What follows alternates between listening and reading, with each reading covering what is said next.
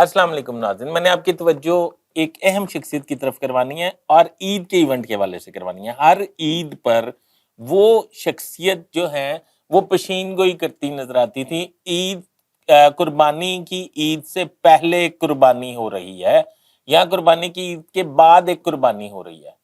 جی، ان شخصیت کا نام ہے شیخ رشید صاحب، جنہیں کون نہیں جانتا۔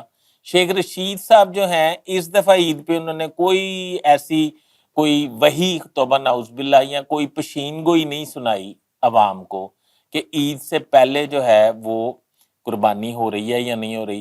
وہ کہاں غائب ہیں؟ حکومت کو چاہیے انہیں نکال کے ذرا باہر لائیں بل میں سے۔ تو انہوں نے میرے خیال میں تحریک انصاف کا بیڑا جو بٹھایا ہے نا، ان کا اس میں بہت کردار ہے۔ میں یہ کہنا چاہتا ہوں کہ اس دفعہ میں بڑا اداس رہا ہوں کیونکہ شیخ رشید کی ایسی میں نے جھوٹی پشین گوئی نہیں سنی اس دفعہ۔ وہ آپ کو پتہ ہے جھوٹ بہت بولتے ہیں، اور جو وہ کہتے ہیں کہ عید سے پہلے قربانی ہوگی، عید کے بعد قربانی ہوگی، 14 دن میں ہوتا دیکھ رہا ہوں، 6 دن میں ہوتا دیکھ رہا ہوں۔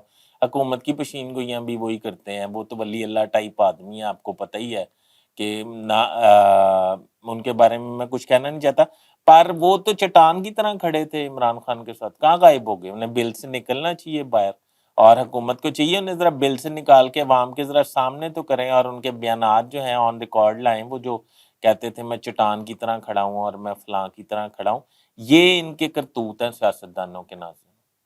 ان کے کال آف فیل میں تضاد ہے اور ہم ان کے پیچھے پاگل ہیں۔ ہمیں اللہ تعالیٰ ہدایت دے اور اس ملک کے لیے بہتر کرے۔ اللہ حافظ۔